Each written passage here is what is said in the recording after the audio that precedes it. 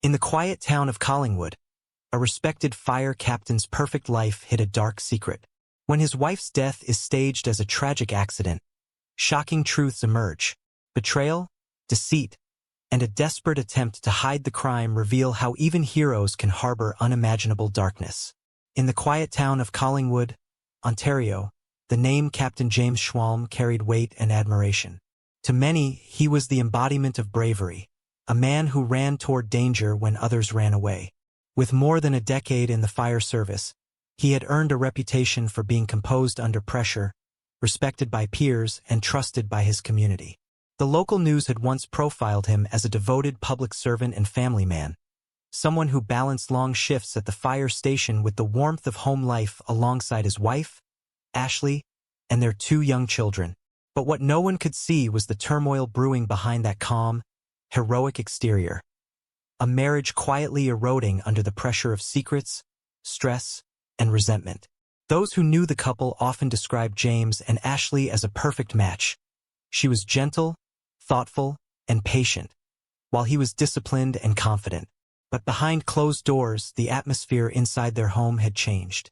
Small disagreements had become heated arguments, and the spark that once held their family together had begun to fade.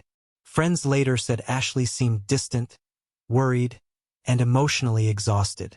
She had confided to a few close friends that things at home were not the same anymore. While she didn't go into much detail, her eyes often told a story of quiet fear and emotional fatigue. James, meanwhile, was struggling with his own demons.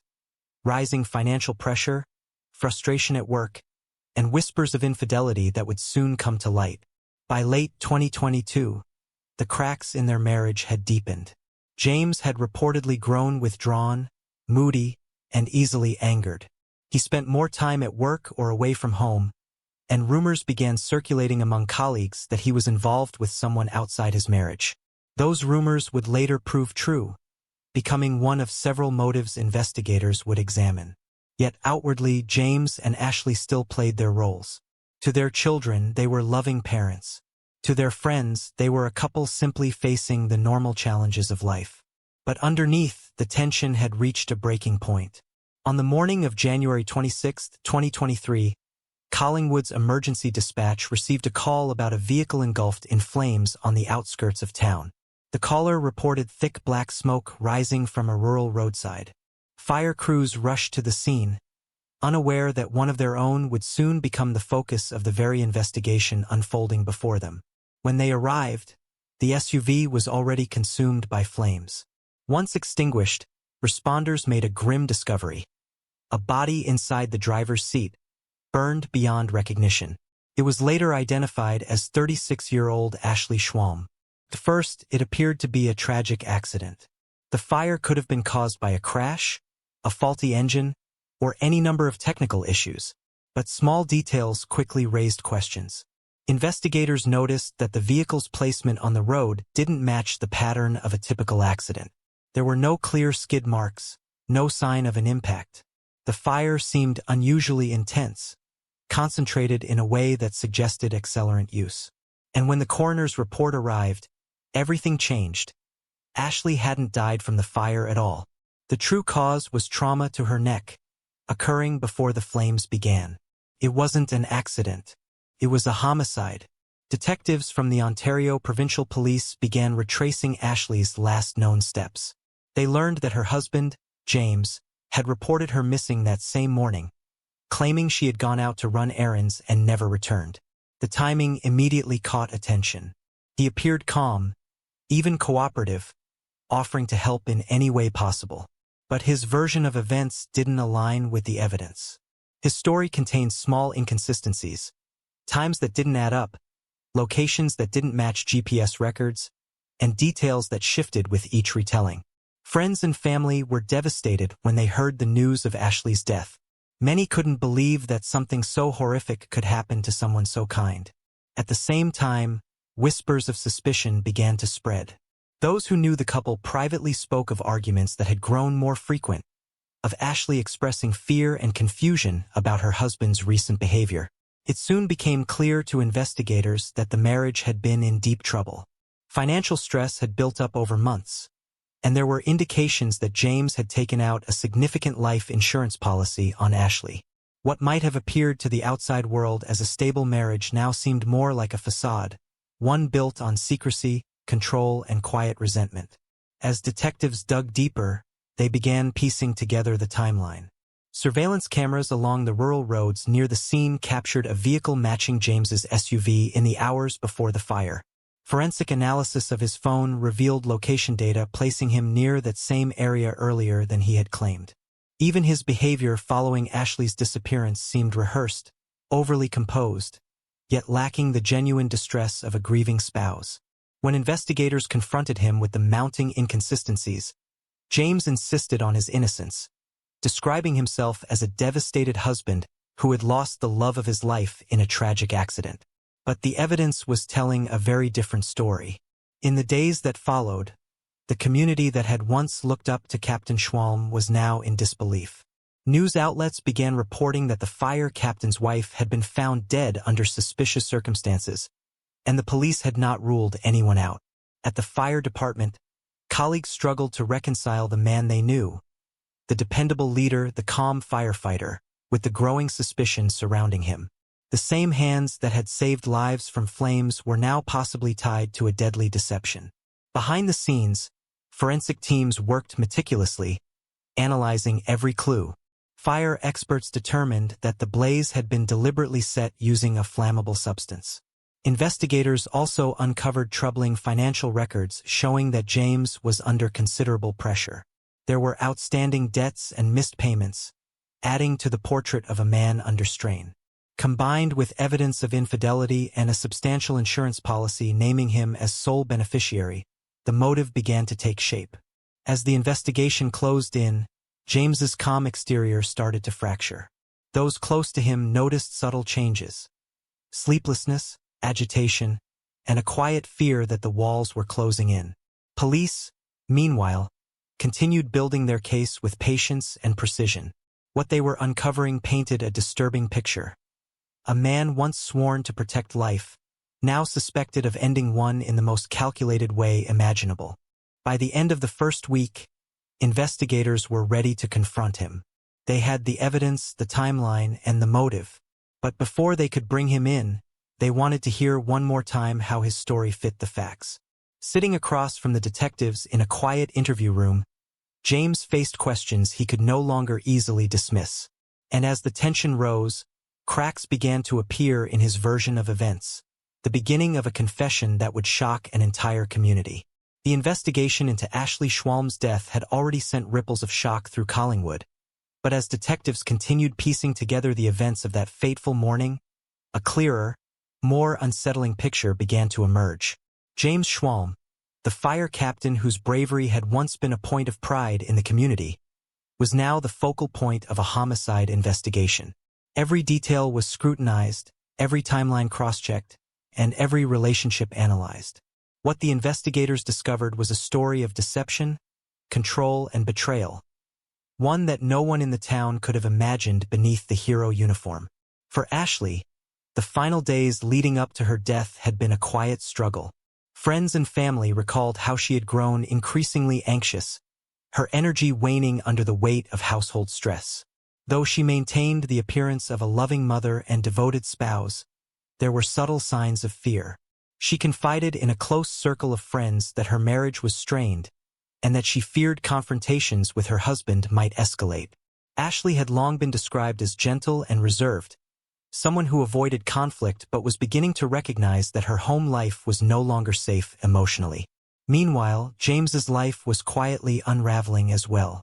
Colleagues noted that he had become more irritable at work, often preoccupied with personal matters, and had increasingly distanced himself from the camaraderie that once defined the firehouse. Financial pressures had mounted over the months, compounded by the knowledge of an ongoing extramarital relationship. It was a combination of stressors that, when viewed in hindsight, formed the backdrop to a tragic and irreversible decision. Yet outwardly, he still performed the duties of a fire captain flawlessly, responding to emergencies and maintaining the respect of his peers, all while hiding the darkness that had taken hold in his personal life. As investigators combed through records and evidence, The inconsistencies in James's account became impossible to ignore.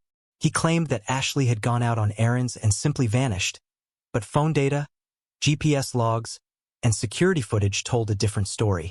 The logs placed him near the remote rural road where the SUV was later found engulfed in flames, a location he had previously denied visiting.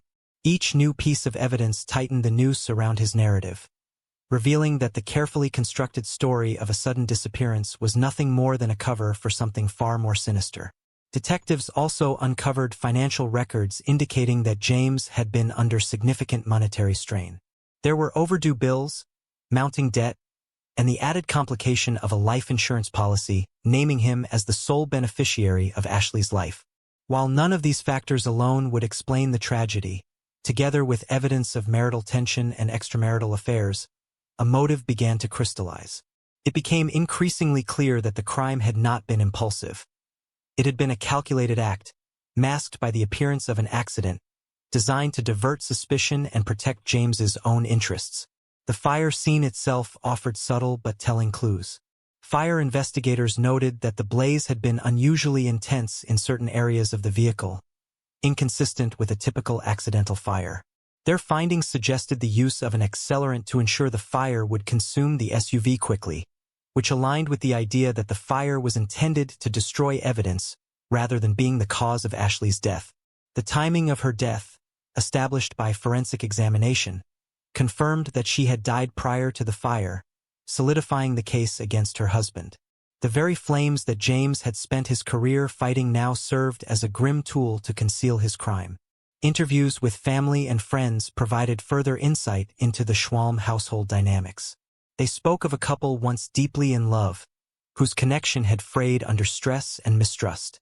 Ashley's fears had been genuine, her concern for her safety unspoken yet palpable to those close to her. Meanwhile, James's behavior had grown secretive and distant, a stark contrast to the confident, caring firefighter his colleagues remembered. To the outside world, he maintained the appearance of a man committed to his family and profession. Yet beneath the surface, the reality was one of deceit and mounting pressure that would culminate in a tragic act. As the investigation progressed, police began building a timeline of Ashley's final hours. They determined that an argument between the couple had escalated into physical confrontation.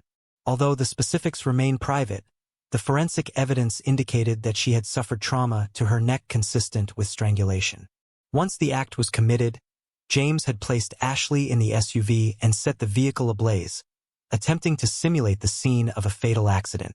His training as a firefighter may have informed his actions, giving him knowledge of how fire would behave and how quickly evidence could be obscured. This chilling intersection of professional expertise and personal crime would ultimately become one of the defining elements of the case. Community reaction was swift and intense. Neighbors who had once admired James now grappled with disbelief and anger. The notion that someone trained to save lives could take one so deliberately was a shock to the town. Colleagues at the fire department expressed a mixture of grief and confusion. Many had considered him a mentor, someone who had guided them through dangerous situations and served as a model of courage and integrity. Now, they were forced to reconcile those memories with the reality of his actions, an unsettling process that would leave lasting scars on the department and the broader community. Through careful questioning and evidence collection, investigators were able to track James's movements and communications leading up to and following the incident. Phone records indicated contact with individuals tied to his extramarital affair, while financial documents reinforced the pressures he faced. This comprehensive approach allowed detectives to connect the dots, forming a narrative that was both legally robust and emotionally resonant, laying the groundwork for a confession that would ultimately confirm suspicions and bring clarity to a case that had left so many in shock. The day came when James was confronted with the mounting evidence. Sitting in a quiet, sterile interview room, he faced officers who methodically laid out inconsistencies, forensic findings, and surveillance data. The calm exterior he had maintained began to show signs of strain. Questions that had been carefully avoided could no longer be sidestepped. Under the weight of evidence and meticulous investigation, cracks began to appear in his story, and what had seemed like a resolute denial gave way to a confession. In that moment, the facade of the heroic fire captain collapsed, revealing the human vulnerabilities, moral failures, and calculated choices that had led to the loss of a beloved wife and the unraveling of a community's trust. By the conclusion of the second phase of investigation, it was undeniable. The tragedy that had initially seemed accidental was, in fact, a deliberate act. Ashley Schwalm's death was the result of a calculated series of choices by a man whose outward life had been defined by service and courage. The contrast between his public persona and the reality of his actions underscored a profound lesson about appearances and the hidden struggles that can exist behind even the most respected facades.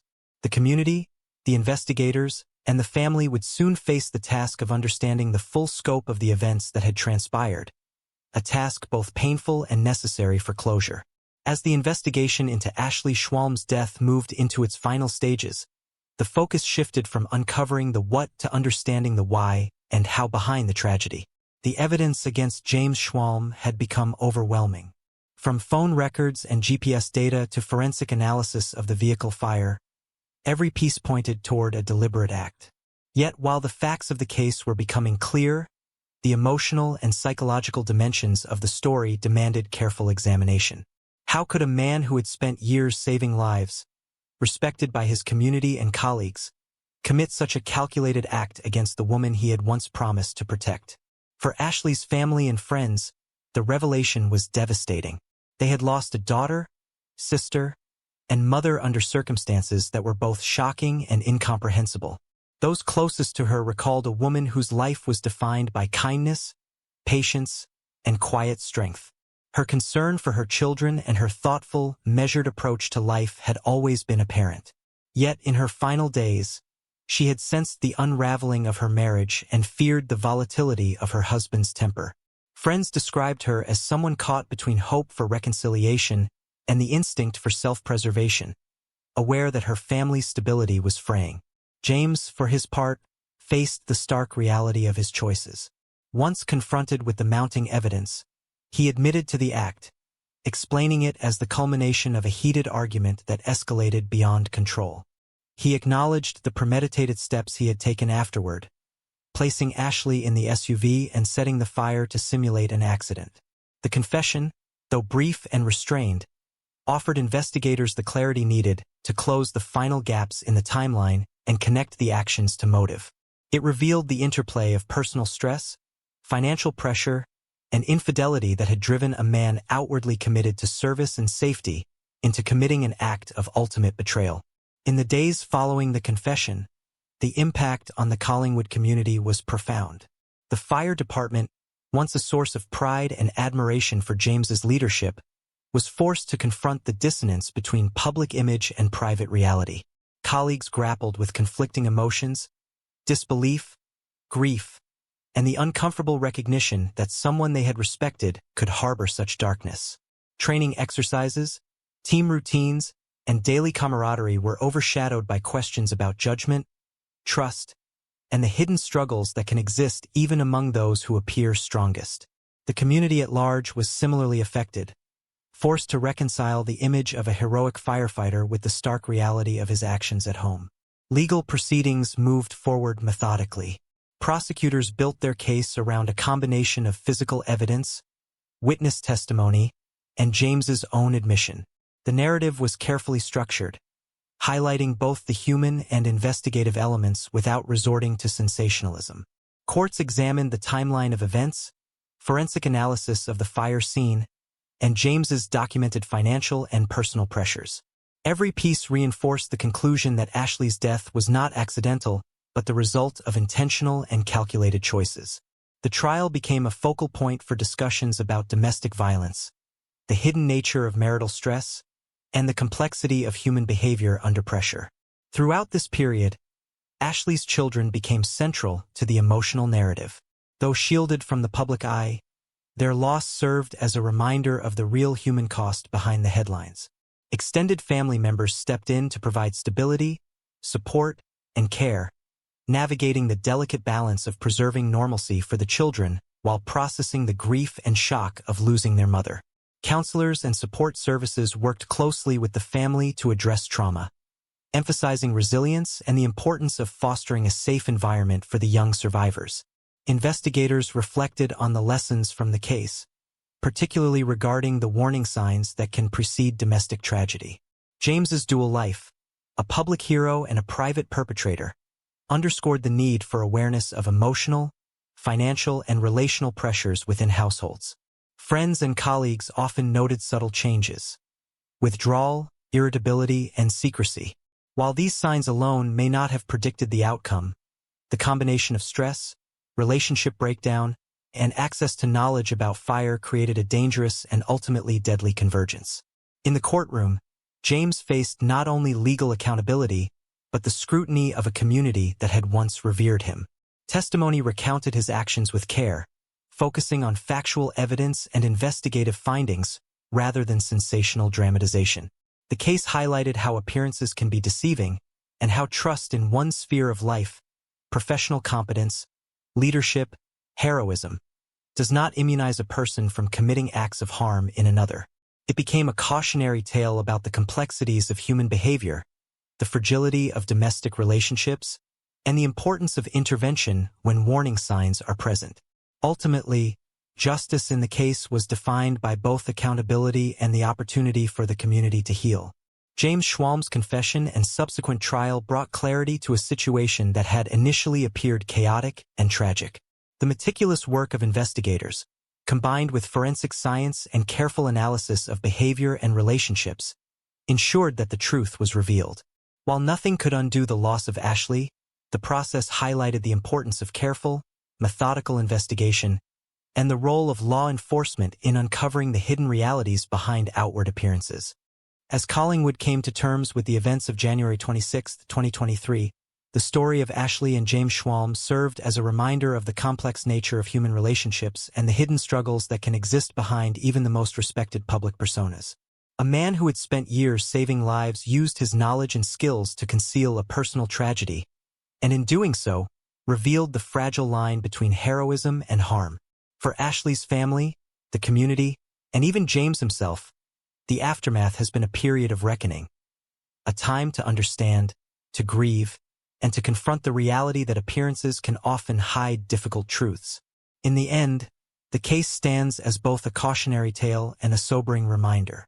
Beneath the uniform of a hero, behind the discipline of a respected fire captain, lay human vulnerabilities, choices, and consequences with irreversible impact. Ashley Schwalm's life, her courage in navigating personal challenges, and the tragic circumstances of her death continue to resonate, serving as a testament to the need for vigilance, compassion, and awareness in both our personal and communal lives. The flames that once symbolized James Schwalm's professional dedication became, tragically, a symbol of concealment and betrayal, a stark illustration that the line between hero and perpetrator can sometimes be heartbreakingly thin. In St. Augustine, a respected firefighter's life ended in shocking tragedy when he took his wife's life before his own. Behind the heroic uniform, hidden stress and family pressures erupted in a single devastating moment. This story uncovers the untold struggles, heartbreak, and lasting impact on a blended family. In the historic city of St. Augustine, Florida, a community known for its quiet streets and picturesque waterfront, a tragedy unfolded that would shock both neighbors and colleagues alike. On the morning of June 13, 2024, authorities responded to a welfare check requested by Debbie Churchill, the mother of Andrea Nicole Narup Yarbrough, after she had been unable to reach her daughter or son-in-law throughout the day. What started as a routine concern for the safety of a family quickly became a scene of profound loss. Inside their home, officers discovered the lifeless bodies of Andrea, 34, and her husband, Lieutenant Sean Michael Yarbrough, 46, a respected member of the St. Johns County Fire Rescue. Andrea had been fatally shot, her death ruled a homicide, while Sean was found dead by a self-inflicted gunshot wound, marking a tragic murder-suicide that left 4 children suddenly without their parents. Sean Yarbrough had dedicated 2 decades of his life to fire service, beginning his career with St. Johns County Fire Rescue in March 2004. Over the years, he had earned promotions through dedication and skill, rising from engineer to lieutenant, a position that brought both authority and responsibility. Colleagues described him as diligent, committed, and respected, a man who often prioritized the safety of others above his own well-being. Yet, behind the disciplined exterior, there were signs of fatigue and strain.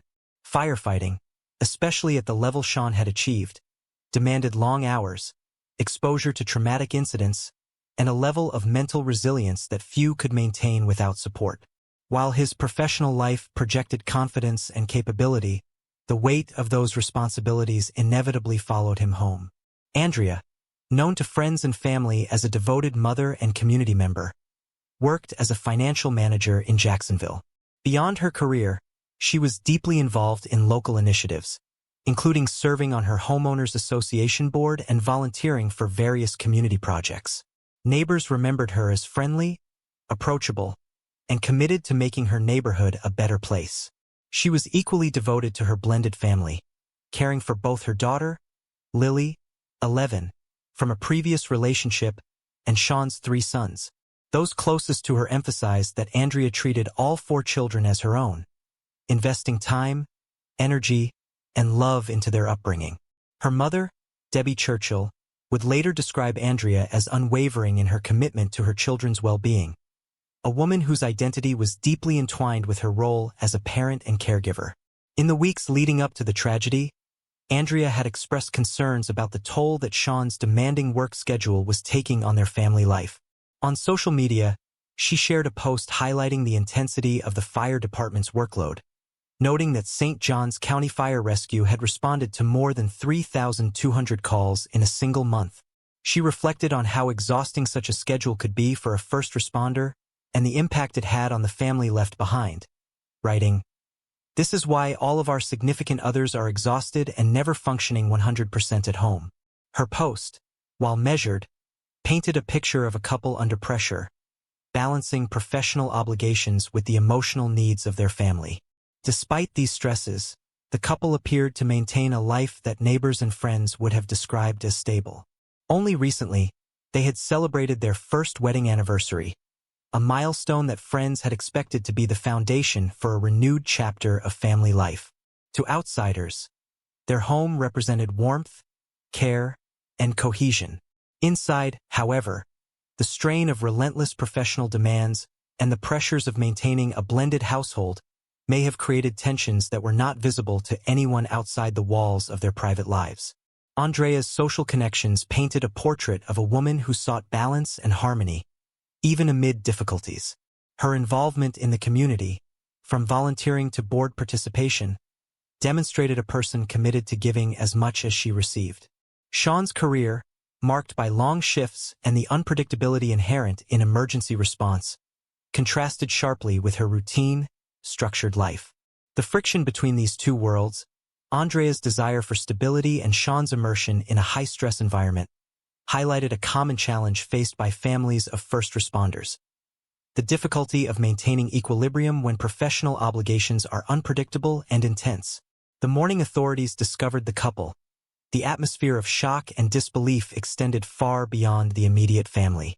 Colleagues from the fire department, neighbors, and the wider community struggled to comprehend how a respected lieutenant could end the life of his spouse and then his own. Chief Sean McGee of St. John's County Fire Rescue described the event as unexpected, shocking, and tragic, acknowledging not only the impact on the families involved but also on the entire department, which had lost a valued member in circumstances that were both sudden and violent. The firehouse, often a second family to its personnel, became a place of mourning, reflection, and questions about the unseen pressures that accompany service in high-stakes, emotionally demanding roles. Andrea's immediate family expressed profound grief at the suddenness of the loss.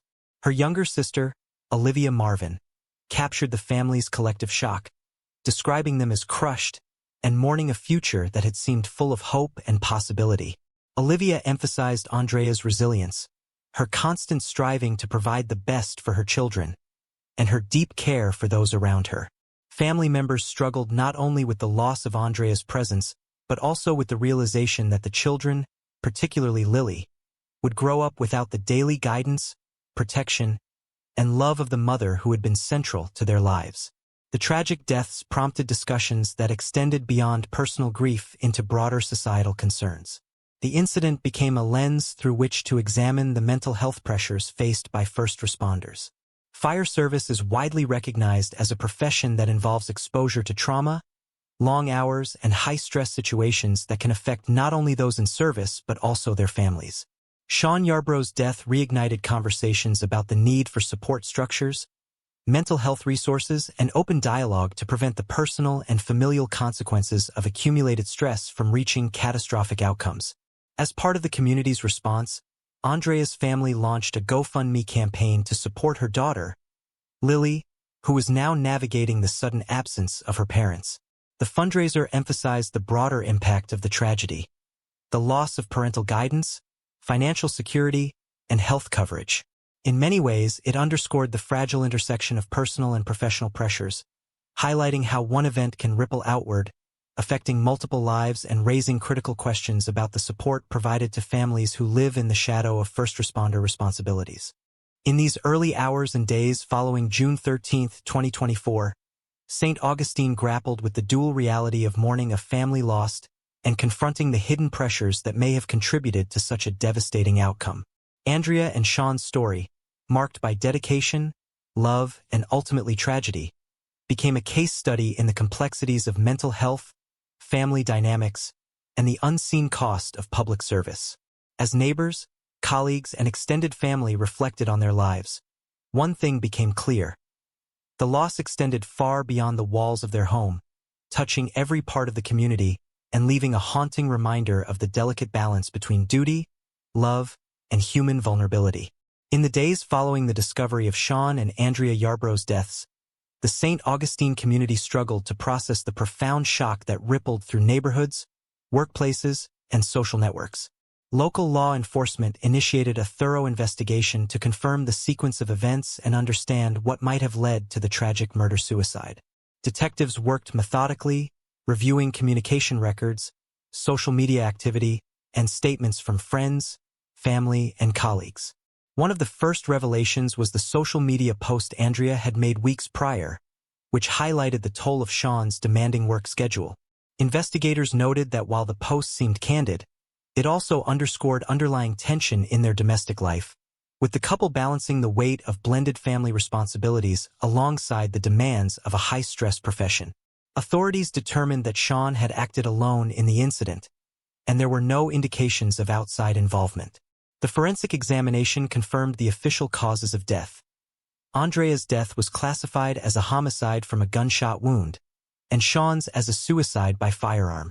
Investigators emphasized that while the outcome was tragic, it reflected a convergence of personal stressors, professional pressures, and family dynamics, rather than premeditated malice in a broader sense.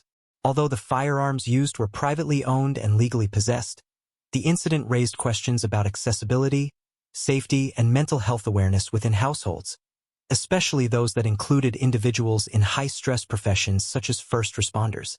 Family members provided insight into the lives of the couple and the children left behind.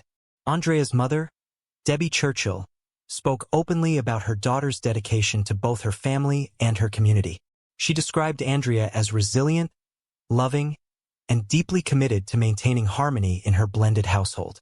Olivia Marvin, Andrea's younger sister, reflected on her siblings' role as a guiding force in the lives of her children, noting that Andrea had worked tirelessly to nurture an environment of stability and support. For the children, the sudden loss of parental guidance was a profound emotional upheaval. Lily, Andrea's daughter, had grown up under the protective influence of her mother and stepfather, while Sean's 3 sons had developed a bond with Andrea that blurred the lines between biological and adoptive parenting. The absence of both parents created an immediate vacuum in emotional, financial, and practical support, intensifying the family's grief and uncertainty. Community members expressed a mixture of sorrow, disbelief, and concern.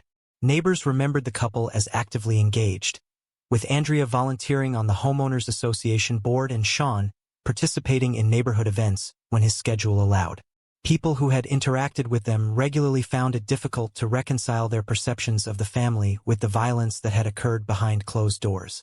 In conversations with reporters and local news outlets, Residents emphasized that the Yarbroughs had always appeared to be a close-knit and functioning family, highlighting the hidden nature of stress and the private burdens that individuals may carry.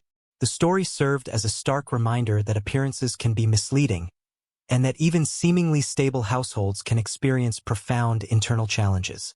Within the fire department, the loss of Lieutenant Sean Yarbrough reverberated deeply. Fire Chief Sean McGee acknowledged the dual impact of the tragedy, emphasizing both the personal loss and the organizational consequences. Sean had been regarded as a reliable, capable officer whose dedication to duty had inspired his colleagues. The department arranged counseling services for personnel affected by the incident, recognizing that exposure to such events could have lingering psychological effects. Many firefighters reflected on the intense pressures of their profession, the long hours, exposure to traumatic events, and expectation of composure under extreme circumstances, and how these factors can influence personal relationships, mental health, and decision-making.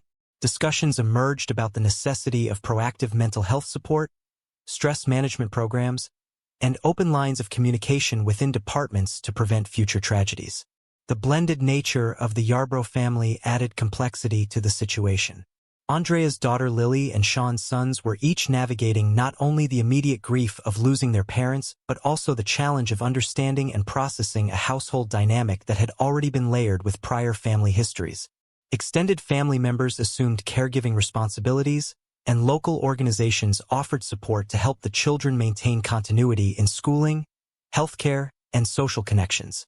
Counseling services and support groups became critical resources, offering guidance in grief management, trauma processing, and coping strategies for children who had suddenly been thrust into unfamiliar circumstances. Media coverage of the incident was widespread, prompting discussions about mental health in first responder communities and the broader societal implications of domestic stress. Analysts highlighted how the demands of firefighting, paramedicine, and emergency response, while heroic in public perception, often come at the expense of personal well-being. Long shifts, unpredictable emergencies, and the emotional weight of responding to life-and-death situations create a high-risk environment for burnout, anxiety, and depression. Sean's case became a reference point for advocacy groups emphasizing early intervention, mental health screenings, and family-oriented support systems for first responders. It also sparked debate over how families can recognize warning signs and access resources before stress escalates into tragedy. Neighbors and acquaintances also reflected on the couple's online presence and community involvement. Andrea's recent social media posts, particularly the one describing the exhaustive workload faced by first responders, took on new significance in light of the events. Many expressed regret that her observations about family strain had not been more widely acknowledged or addressed by friends, colleagues, or professional networks. The tragedy demonstrated the importance of listening to concerns raised by loved ones and highlighted the challenges of addressing cumulative stress in a proactive and supportive manner. The GoFundMe established for Lily underscored the tangible consequences of the tragedy.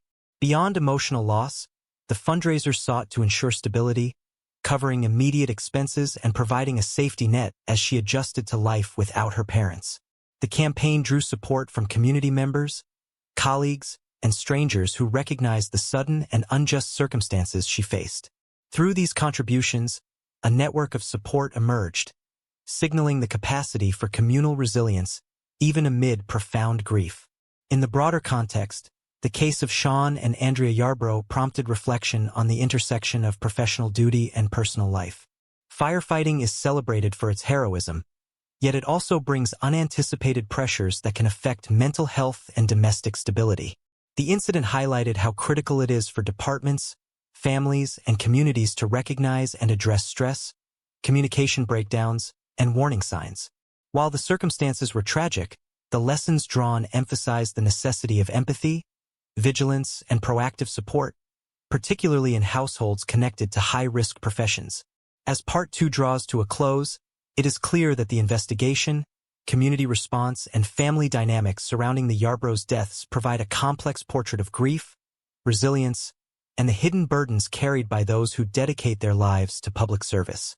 The loss reverberated far beyond the home in St. Augustine, prompting dialogue about mental health, family support, and the challenges faced by first responders, all while leaving a deeply personal mark on the children and extended family members who now carry the legacy of Sean and Andrea Yarbrough. In the weeks and months following the deaths of Sean and Andrea Yarbrough, the community of St. Augustine continued to grapple with the profound emotional impact of the tragedy. For the children, the sudden absence of both parents required an abrupt adjustment to a new reality. Lily, Andrea's daughter, along with Sean's 3 sons, were placed under the care of extended family, who immediately faced the challenge of providing emotional stability while helping the children process a complex mix of grief, confusion, and loss. Psychologists and counselors emphasized the importance of structured routines, safe spaces for expressing emotions, and ongoing support to mitigate long-term trauma. The family's experience became a case study in the delicate process of helping children navigate the sudden loss of parental figures while maintaining continuity in their education, social life, and personal development. Community members continued to reflect on the lives of Sean and Andrea, particularly their efforts to maintain balance and dedication despite significant challenges. Andrea's volunteer work, involvement in the Homeowners Association board, and commitment to her children were consistently highlighted in public remembrances. Her life, although cut tragically short, was portrayed as one defined by devotion, compassion, and resilience. Neighbors recalled her warmth, willingness to help, and ability to foster a supportive environment, both in her own home and within the broader neighborhood. Sean's colleagues shared similar memories, describing him as dependable, courageous, and a source of mentorship for younger firefighters.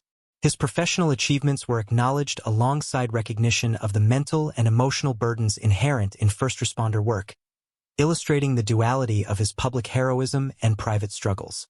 The fire department, deeply affected by the loss of Sean, implemented measures to address the emotional needs of its members.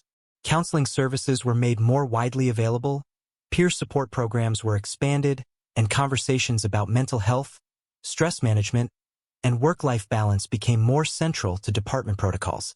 Colleagues spoke openly about the pressures associated with emergency response work, acknowledging that burnout, fatigue, and the accumulation of traumatic experiences could have far-reaching effects on personal life.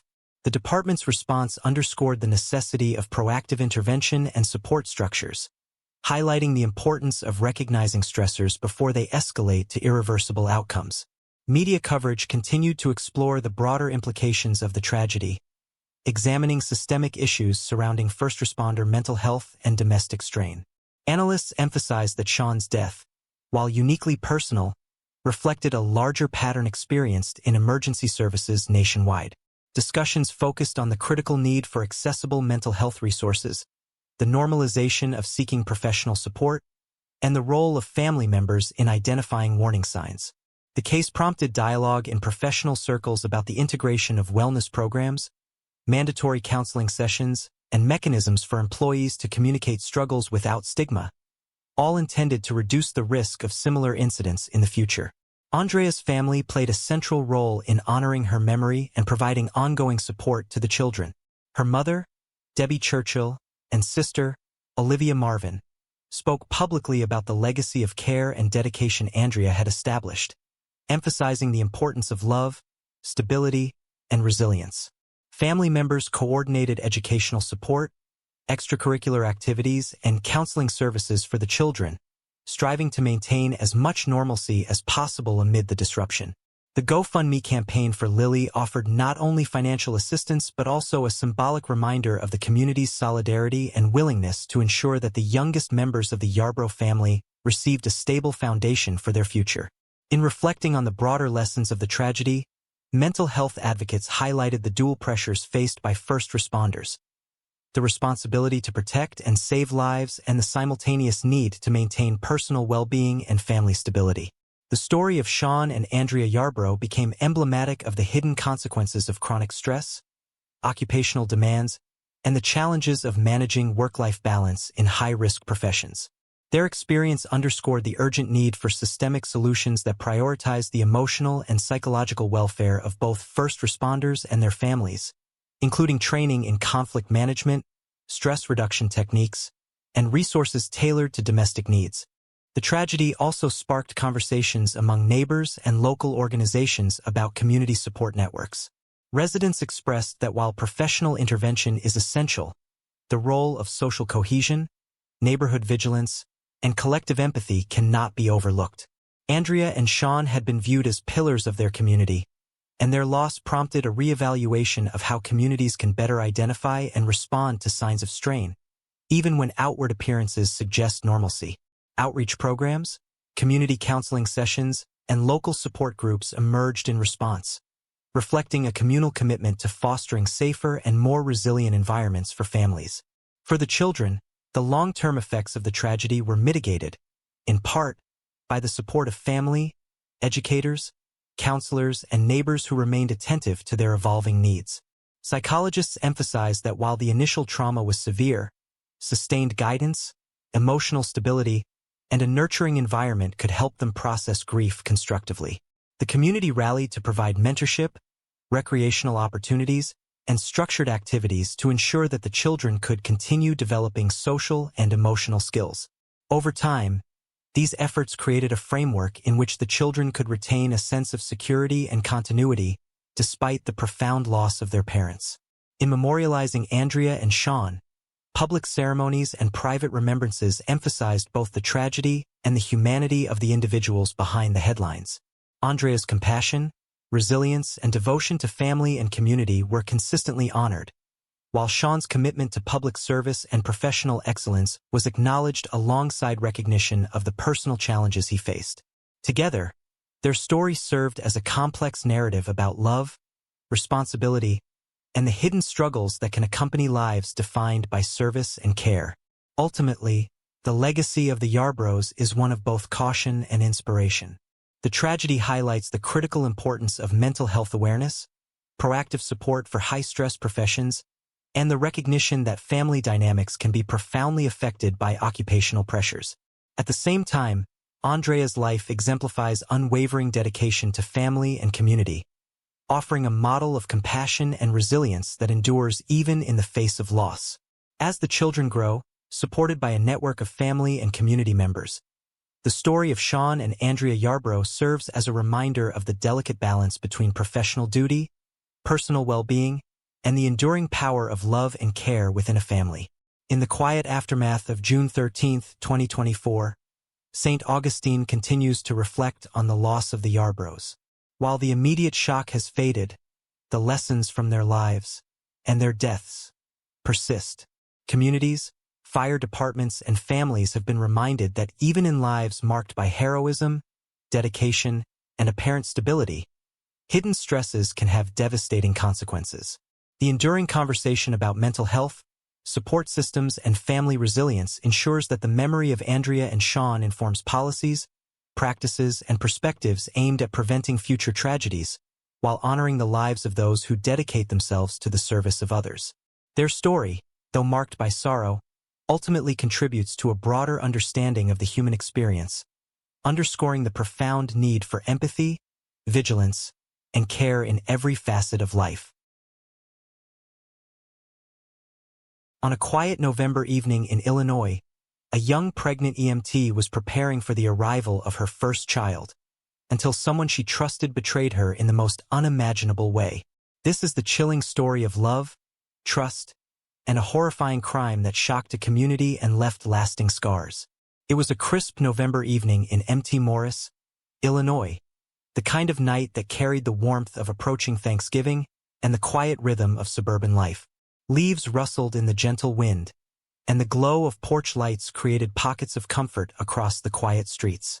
Inside a modest ranch-style home on the edge of town, Melissa Lamesh prepared for what should have been one of the happiest moments of her life. At 27, she was 9 months pregnant, eagerly awaiting the arrival of her first child. Her days were filled with planning, phone calls with family, and the careful nesting that comes with the final stretch of pregnancy.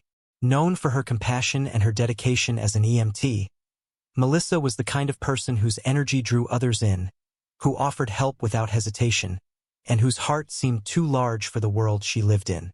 Melissa had moved back into her father's home temporarily, a practical choice as she prepared for the birth. She decorated the nursery, set up the crib, and stocked up on essentials for the baby. There was an air of excitement, of anticipation, that filled the house. Family members, including her mother, Deanna, and her sister, Cassie, often checked in, sharing laughs, advice, and moments of quiet reflection about the life soon to begin. Yet beneath this picture of normalcy, there were tensions and uncertainties that Melissa carried quietly.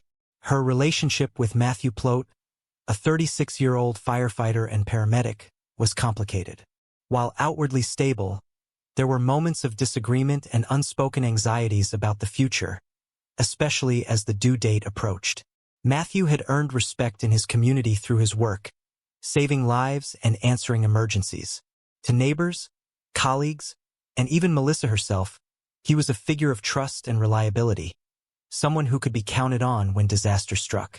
That reputation made the events of that evening even more shocking. On November 25, 2020, Matthew arrived at Melissa's home under the guise of ordinary intentions. What followed would devastate a family, shatter a community, and leave a lasting imprint on those who heard the story. Inside the home, Melissa was preparing for the evening, a quiet prelude to the holiday. She had just stepped away from her phone after speaking with her sister, unaware that the moments ahead would be her last. When Matthew entered, the scene shifted from ordinary domestic life to one of unthinkable danger. In an act that would later be described as calculated and deliberate, he strangled Melissa, extinguishing not only her life but the life of the unborn child she carried. The violence was swift, intimate, and hidden behind the facade of normality. This was not a crime of passion born from a heated argument. It was a premeditated act, carried out with knowledge and precision, leaving Melissa no chance to defend herself. Hours later, the story of that night would expand further as Matthew attempted to cover up his crime. Using his knowledge of fire and emergency response, he set the house ablaze, creating a scene that would initially mislead first responders and investigators. Firefighters arrived to find smoke filling the kitchen, flames licking at the walls, and the alarm sounding relentlessly. The house was engulfed in an intense glow of orange and red, a deceptive display of chaos meant to obscure the truth. But the evidence within the home told a different story. Melissa's autopsy later revealed she had died before the fire was set. There was no smoke in her lungs, no indication that she had struggled with the flames. The fire, meant to conceal, instead became a crucial piece of the puzzle that would lead investigators toward the man responsible. Melissa's family faced a grief too profound for words. Her father, Gus Lamesh, was one of the first to confront the aftermath. Returning to a home reduced to smoldering ash, he was met with the harsh reality that his daughter, vibrant and full of life, had been taken from him. Her mother, Deanna, spoke of the surreal horror of losing a child she had watched grow, nurtured, and become a mother herself. Cassie, Melissa's sister, remembered the last moments of connection. The missed phone calls, the ordinary conversations that had been interrupted forever. The pain of loss was compounded by disbelief. The perpetrator was someone entrusted to protect, someone whose job was to save lives, not take them. As investigators combed the scene for evidence, the narrative began to take shape. DNA, witness testimony, and the timeline of events pointed inexorably toward Matthew Plote. His reputation as a first responder, once a shield of trust, became part of the chilling contrast in the case. Prosecutors later argued that his motive stemmed from fear and self-interest. He did not want to become a father, and he sought to prevent that responsibility at any cost. Each detail gathered, from forensic analysis to personal interviews, painted a picture of calculated betrayal, a tragedy that could have been avoided but was instead carried out with deliberate intent. Even as the investigation unfolded, the community grappled with the shock. In a place where neighbors relied on each other, where emergency responders were heroes, the realization that one of their own could commit such a crime left lingering unease. The story of Melissa Lamesh was no longer just the story of a young woman lost. It became a broader reflection on trust, the potential darkness hidden behind familiarity, and the consequences of choices made in secrecy. Families, friends, and neighbors struggled to reconcile the warmth they had associated with Matthew Plote with the reality of the violence he had committed. As part one of this story closes, the stage is set for the unraveling of events that followed. Investigations that would meticulously trace every action, courtroom proceedings that would lay bare the chilling details, and the enduring impact on a family and community forever changed. Melissa's life, though tragically short, left a mark on those who knew her, a reminder of both the fragility of safety and the importance of vigilance, even when danger comes from the most unexpected places. Her story, preserved through investigation, reporting, and later documentary retellings, stands as a testament to the profound loss experienced that November evening in Illinois. The fire at Melissa Lamesh's home drew immediate attention from emergency responders, neighbors, and eventually investigators who would piece together a story far darker than anyone could have imagined. When firefighters arrived, the flames had already consumed parts of the home, filling the air with acrid smoke. The scene looked at first like a tragic accident, a young woman caught in a domestic blaze. But the silence inside the home and the absence of smoke in Melissa's lungs told a different story. Forensic evidence would later confirm that she had died before the fire was set, signaling a premeditated act of violence rather than a fatal accident. The investigation moved quickly, as authorities realized they were dealing with something far more sinister than a typical residential fire. The first step for investigators was to examine the home for clues. They meticulously combed the wreckage, noting the points of origin for the fire, signs of forced entry, and anything that could indicate foul play. In the midst of charred furniture and warped walls, they found traces that pointed directly to human intervention. DNA evidence collected from the scene, combined with careful analysis of fingerprints and other materials, helped establish the presence of someone who should not have been there. Witness statements confirmed that Matthew Plote had been at the home earlier that day, and he became the central figure in what would evolve into a complex criminal case. Matthew Plote, trained to respond to emergencies and save lives, now found himself at the center of suspicion.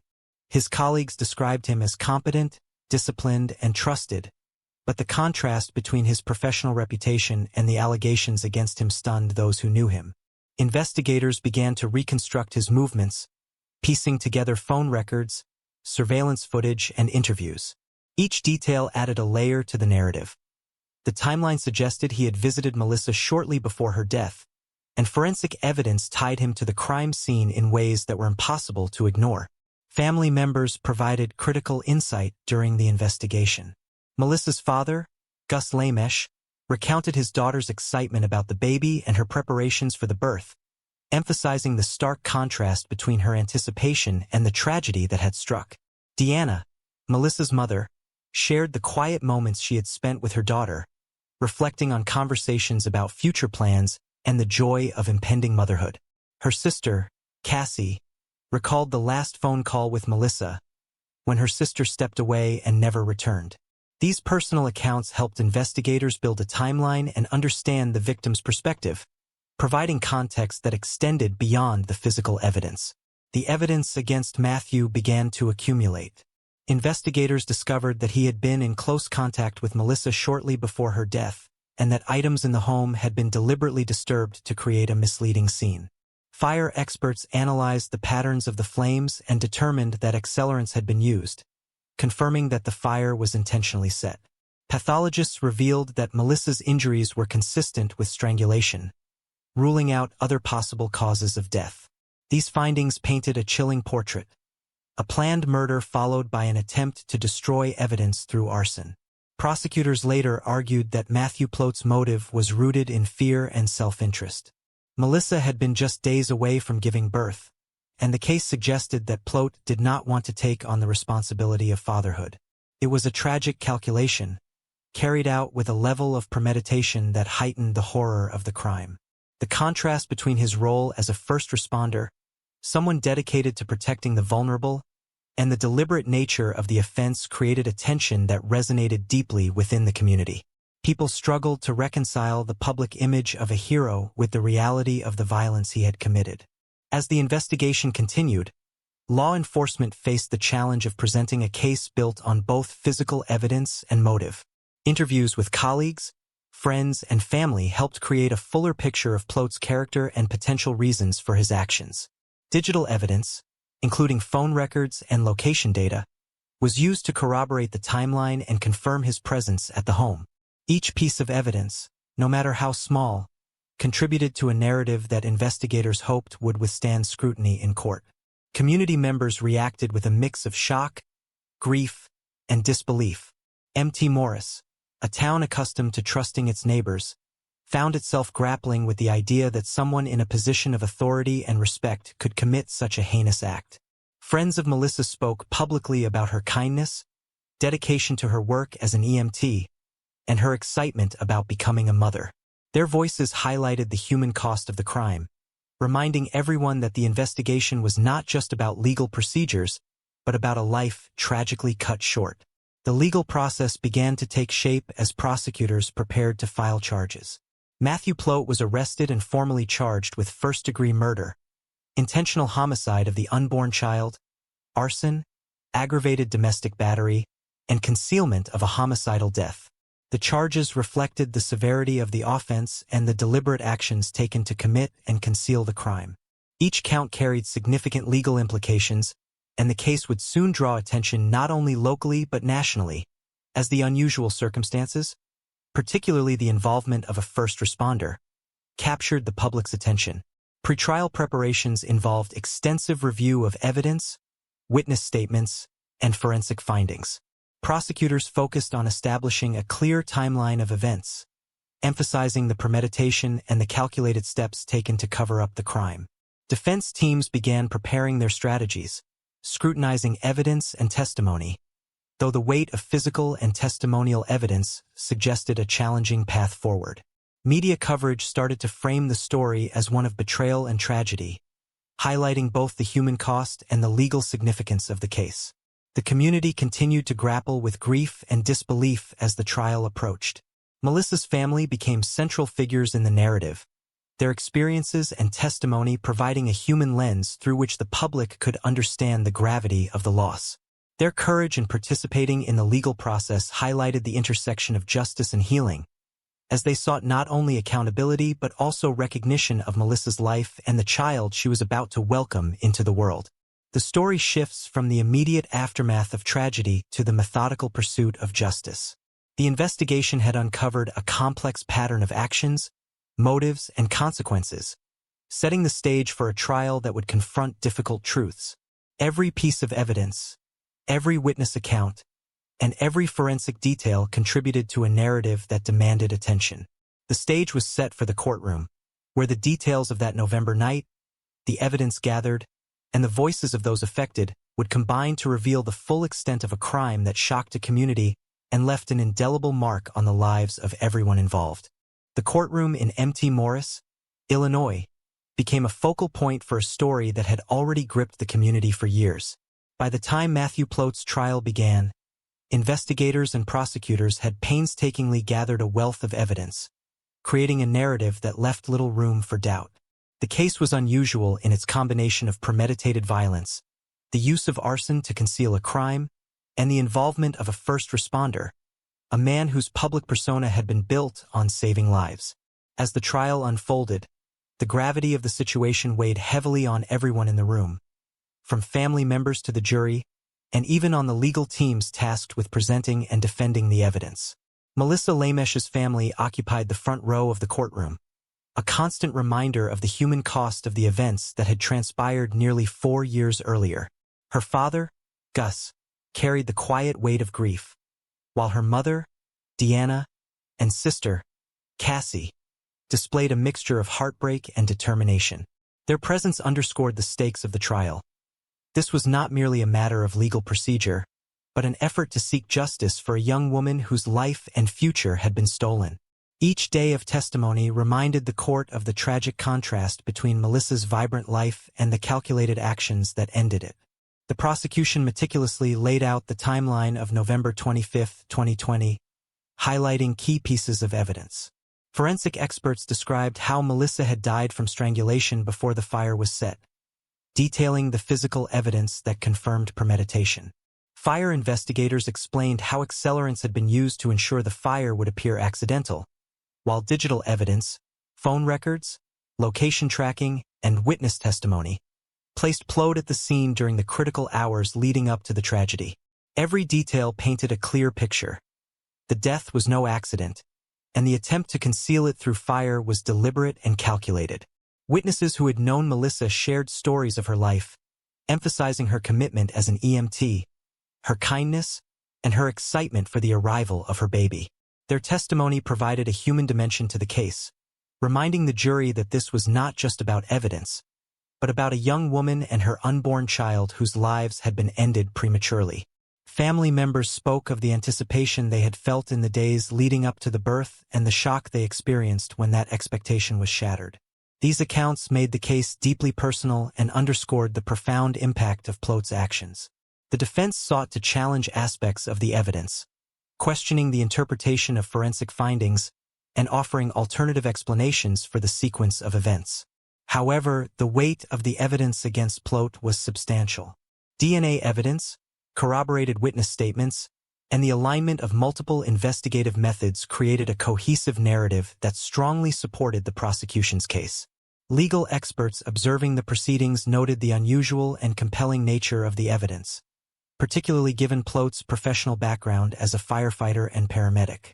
As the trial progressed, the courtroom became a space where both law and emotion intersected. Prosecutors painted a picture of a man who had deliberately taken the life of someone he had professed to care for, motivated by fear of fatherhood and a desire to avoid responsibility. The argument was clear.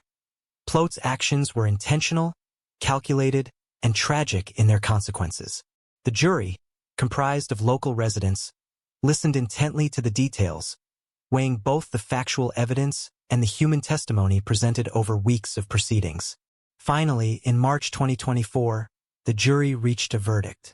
Matthew Plot was found guilty of first-degree murder, intentional homicide of the unborn child, arson, aggravated domestic battery, and concealment of a homicidal death. The courtroom was silent as the words were read aloud, carrying the weight of years of investigation, grief, and anticipation. For Melissa's family, the verdict was a moment of recognition, a formal acknowledgement of the reality they had been living since that fateful November evening. It did not erase the loss, but it offered a measure of justice and the sense that their voices and experiences had been heard. Sentencing followed in June 2024. The judge, acknowledging the severity and premeditated nature of the crime, imposed life in prison, with additional decades for the death of the unborn child and the arson.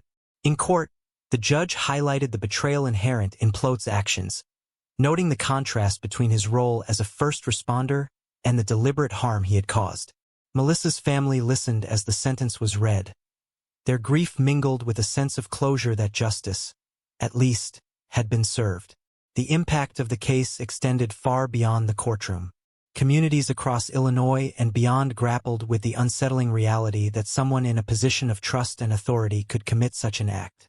The story of Melissa Lamesh and her unborn child prompted discussions about domestic violence, the responsibilities of parenthood, and the ways in which danger can hide behind appearances of trust and respectability.